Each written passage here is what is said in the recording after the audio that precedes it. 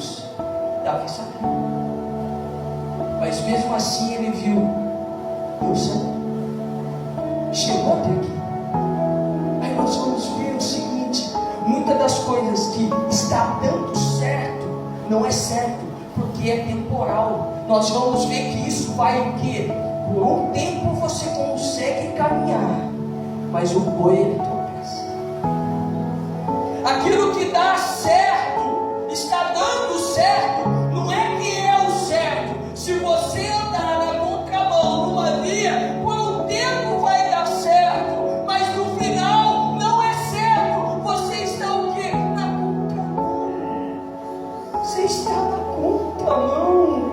Então nós vamos entender, não é porque o mundo está fazendo que está dando certo que é certo. Eu não vou deixar ou perder a essência de Deus só porque eu estou vendo que está dando certo. Mas não é certo. E sabe o que simboliza colocar a arca sobre os ombros? Vai simbolizar sobre os ombros. Ele tem que ter o que? Uma estrutura para carregar. Então se ele precisa de uma estrutura, isso simboliza que é peso. Eu tenho que o peso da arca sobre as minhas costas, eu tenho que ter esforço para carregar a arca naquele momento. Eu preciso o quê? Esforço vai trazer para mim que é renúncia, porque eu estou tendo o quê? Desgaste no meu corpo físico, eu estou carregando o peso. Ele vai dizer a palavra o quê? O peso da glória. Quando a glória desce, não podemos o quê? Permanecer em pé, porque a nossa estrutura ela começa a aparecer, ela começa a estremecer. Então o ato de levar a arca sobre os ombros tinha um símbolo, e esse símbolo significa o quê? É o peso da presença. Eu tenho que me esforçar para levar a presença do Senhor. Não é de qualquer maneira, não é do jeito que eu quero. Aí nós vamos entender o que o servo do Senhor estava dizendo: não vivo mais eu, mas Cristo vive em mim. O que é isso? Eu não tomo mais atitude conforme eu queria, mas eu sou guiado pelo Espírito Santo. Paulo vai dizer em Atos: eu queria ir para tal cidade, o Espírito Santo não deixa. Não deixa. Mas como assim? Ele ia para pregar, evangelizar, e num sonho Paulo vai ter uma revelação. Um homem, um varão, pedindo através a Macedônia e nos ajuda. Sabe o que é isso? O verdadeiro cristão, ele não anda mais do jeito que ele andava antes. O verdadeiro servo e serva do Senhor não toma mais atitude como se tomava antes. É por isso que vai dizer assim: uma nova criatura. Agora eu sou na presença do Senhor. Porque quando você fala Senhor, meu irmão, eu vou entender que você está numa posição de servo. E quando a palavra diz que somos selados pelo Espírito Santo, pelo sangue do Cordeiro, se somos selados, temos um Senhor, temos um dono. Se temos um dono, tem alguém que está cuidando de nós. Se tem alguém cuidando de nós, nós estamos sendo o quê? Alimentados, curados. O quê? Se tem a ferida, somos sarados. Não precisando de alimentos, somos alimentados. Se temos sede, somos o quê? Saciados pela fonte. E ninguém gosta.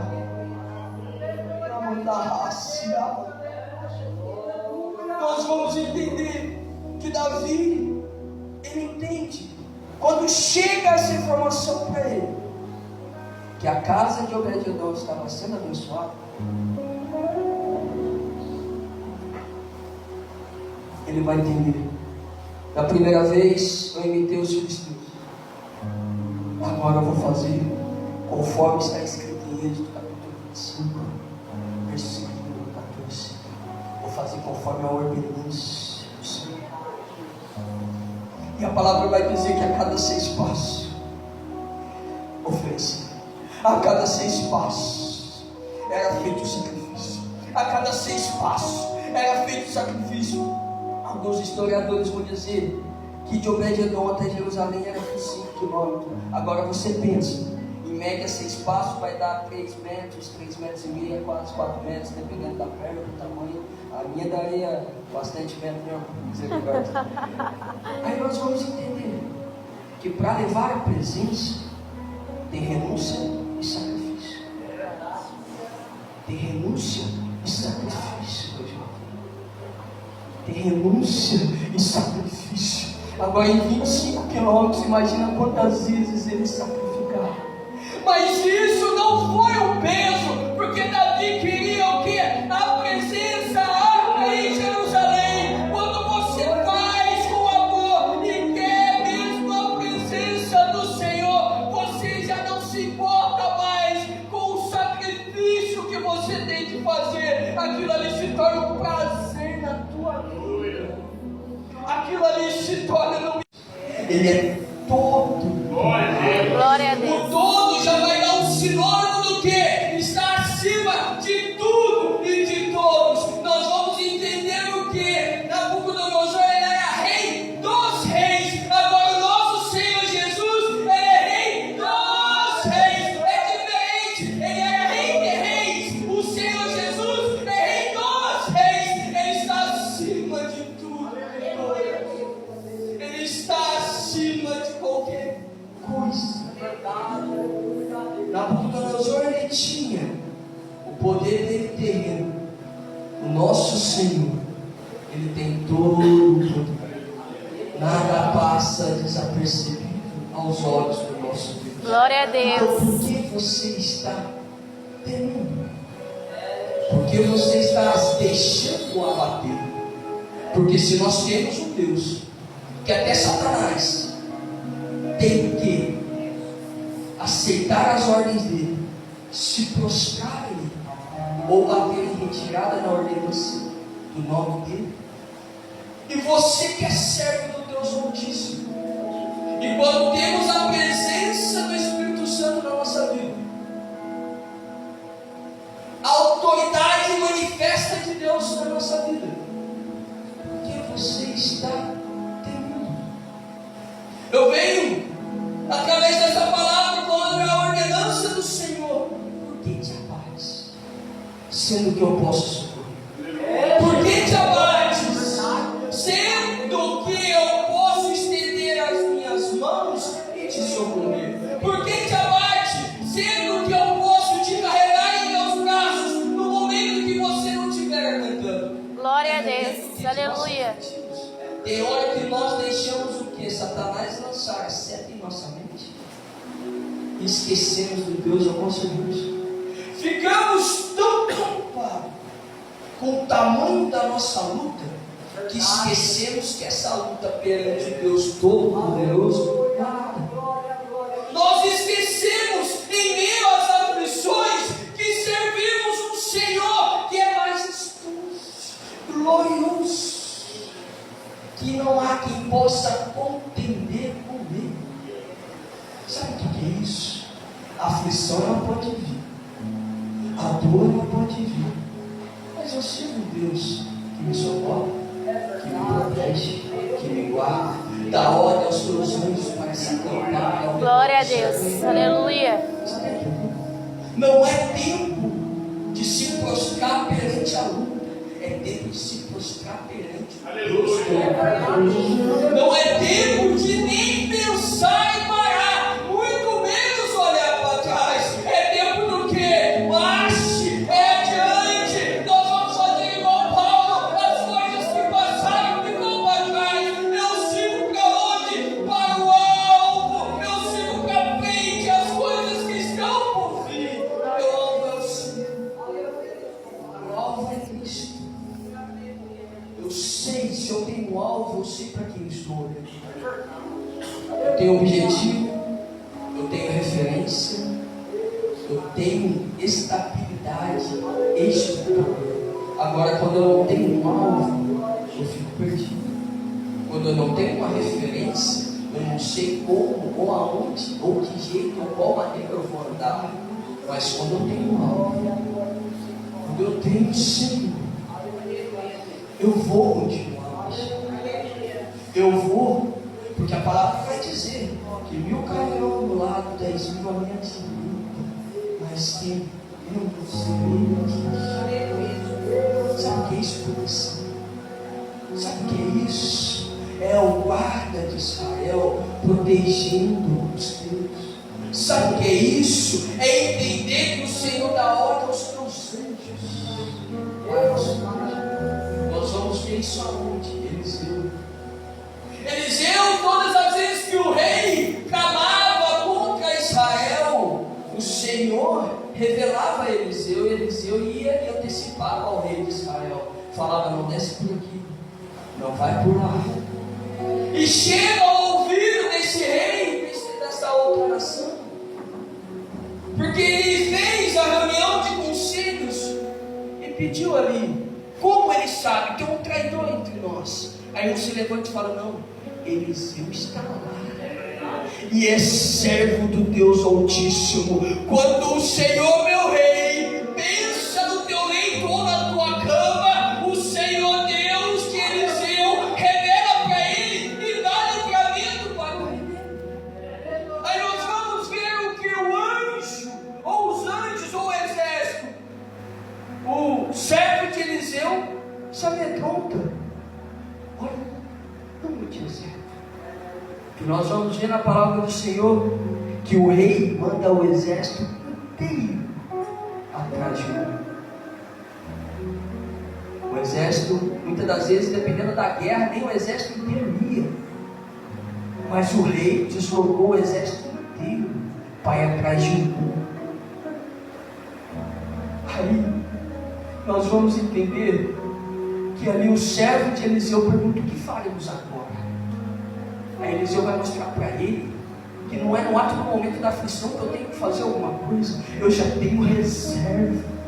Eu já estou o quê? Em comunhão. Eu já estou em oração. Não é no momento da aflição que eu vou simplesmente buscar. Eu já tenho que estar o quê? Em comunhão. Então Eliseu fala o quê? Senhor, abre os olhos do moço para que ele veja. E os olhos foram abertos. E havia sobre o monte o quê? Cavalos, carros de fogo. Glória a Deus, aleluia. E alguns historiadores vão dizer que o número daqueles da parte do Senhor era muito maior do que o exército humano que estava. Não puderam. Ele vai incomodar realmente quem não quer a presença dele.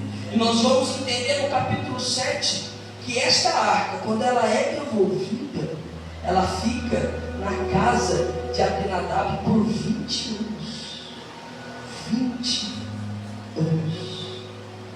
E nós vamos entender algo impressionante, porque aqui no capítulo 6 de 2 Samuel vai dizer assim: e ficou a arca do Senhor na casa de Obed-edom, o Geteu, 3 meses, e abençoou o Senhor a casa de Obed-edom e toda a sua casa. Está entendendo? Lá no capítulo 5, Deus, a presença, a arca foi colocada no templo, no lugar de adoração. E aqui Abinadab, por 20 anos, ele deixa aquela arca como se fosse um utensílio qualquer.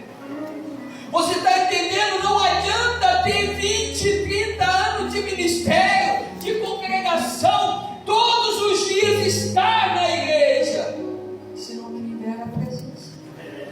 Se não for o quê? Para te adorar, Senhor. O que Davi vai dizer? Pode subverter tudo, pode me tirar tudo, mas não tira de mim a tua presença.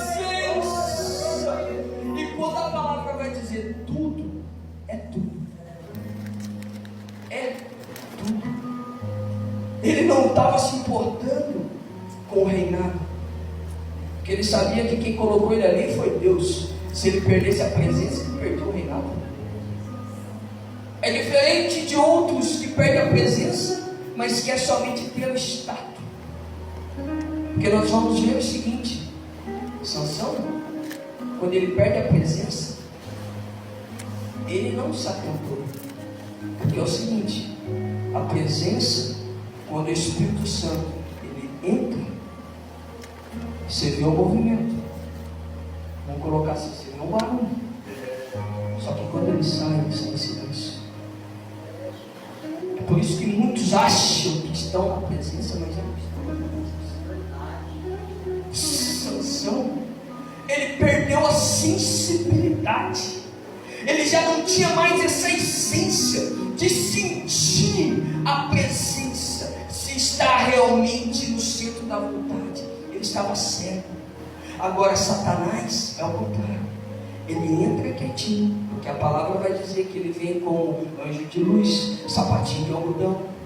Só que para sair ele faz o barulho. O Espírito Santo é o inverso. Ele faz ali o movimento para entrar, o barulho em si para entrar, mas sai em silêncio. Muitos estão perdendo a presença e nem estão vendo. Porque eu venho aqui bater meu ponto com o pastor Vitor. Eu venho aqui simplesmente para fazer volume. Fazer volume, o inferno está cheio. Você entra por estas portas com o objetivo é de adorar, é de exaltar, glorificar. E no culto racional eu vou fazer o quê? Entregar o meu melhor louvor, a minha melhor adoração, chegar perante o altar do Senhor e se prostrar. Glória a Deus, aleluia. Glória a Deus. Veja, então alguns historiadores vão dizer que quando diz a palavra que abençoou o Senhor a ele e toda a sua casa, alguns historiadores vão dizer que a esposa dele não podia ter filhos e ela foi muito difícil. 3 meses. Obed-edom preparou o melhor lugar. Obed-edom preparou um lugar de destaque.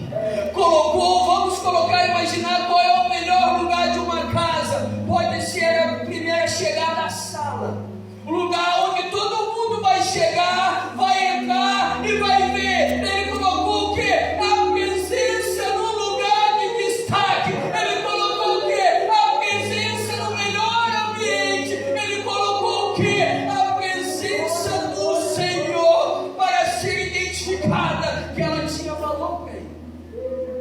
Sabe o que eu vou entender? Na minha vida, ele tem que ser o primeiro. Na minha vida, ele tem que ser o maior. Na minha vida, ele tem que ser o que? O centro de todas as coisas. Abinadab, 20 anos, deixou ali com apenas um utensílio. Mas Obed-edom, aí nós vamos entender que Obed-edom, essa diferença de 3 meses, quando Davi recebe esta notícia, que Deus estava o abençoando, ele toma coragem de novo para trazer a arca, porque ele tinha se amedrontado por causa da morte daquele. Ele tinha se amedrontado.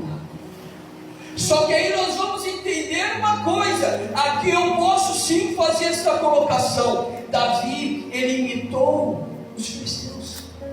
Vamos colocar para hoje. É eu imitando o mundo. Mas como assim Davi imitou os filisteus? No capítulo 6 de 1 Samuel, vai dizer que os filisteus devolveram a arca em cima de carros. Só que está uma diferença. Os filisteus não conheciam a ordenância do Senhor. Como deveria ser transportado? Ele não sabia, eles não sabiam. Mas nós vamos ver em Êxodo capítulo 25, seu versículo número 14, que vai dizer assim, que os levitas tinham que carregar a arca, pegar ela pela vara. Quanto de animais ali naquela época vamos colocar? Davi não estava preocupado. Ele queria fazer da maneira certa e levar a arca para Jerusalém. E levou. Aí você vai entender. Se eu estiver imitando o mundo, pode ser por tempo determinado. Agora, se eu estiver fazendo conforme a ordenança do Senhor, conforme Ele instruiu, conforme Ele falou, não vai por esse caminho, mas vai por esse, você vai ouvir. Agora, quem desobedece e agrada ao mundo pode dar alguns passos, mas vai tropeçar. Vem o tropeço e pode vir a morte. E muitos hoje estão morrendo. Muitos hoje estão morrendo. Estão dentro da igreja, mas estão morrendo porque as suas atitudes não estão coerentes conforme a ordenança. Muitos estão morrendo por não mais se atentar à voz do pastor, porque a palavra vai dizer que o pastor, ele reconhece a voz da tua ovelha, a tua ovelha também reconhece a voz do teu pastor. Sabe o que é isso? Comunhão, sensibilidade. Dependendo do jeito que a ovelha fala ou grita, vamos colocar assim, o pastor ele já sabe o que ela precisa. Sabe o que é isso? É você estar ali ajoelhado, clamando, pedindo, e as tuas palavras já não são mais o suficiente. Você começa a vir o que? Em pranto, em choro, em lágrimas. O pastor reconhece o que você está precisando. Aí nós vamos entender que Davi agora ele faz o que? Da maneira correta. E aqui Davi estava imitando o mundo, mas viu o exemplo de um servo fiel, Obed-edom. E nós vamos ver que Obed-edom, em 1 Crônicas capítulo 20, capítulo 15, versículo 21, ele vai se tornar o que? Um guarda lá no templo.